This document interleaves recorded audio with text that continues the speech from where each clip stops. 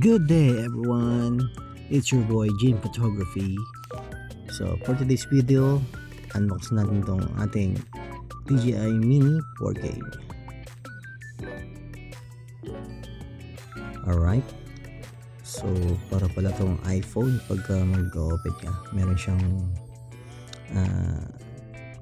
plastic na maliit na hindi mo mapapansin, no? So yan, so buksan lang natin, then check natin yung loob if what inside the box. Alright, check, go. At ito nga pala ang kanyang bag, ang bag na waterproof ng DJI, no? So ito yung package niya sa FMC, sa Plymore Combo.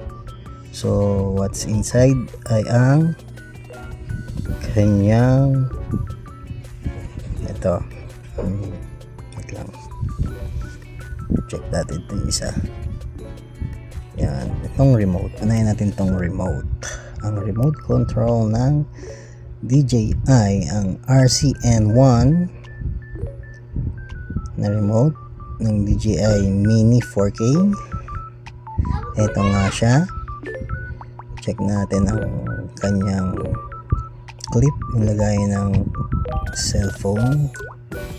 Then sa ilalim yan yung kanyang cord na connect sa phone at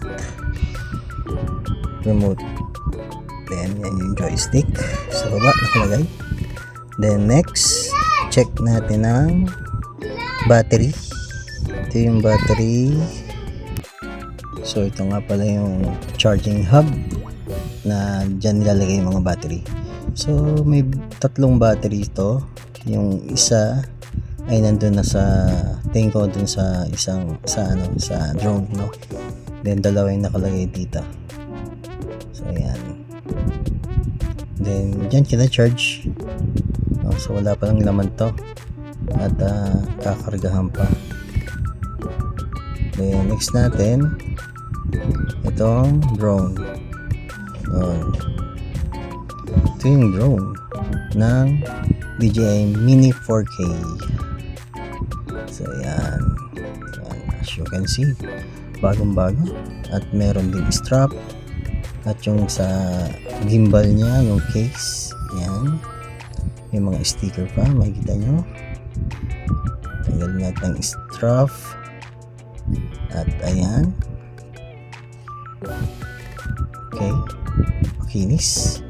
Open natin yung kanyang mga kamay, check natin, ganda, no?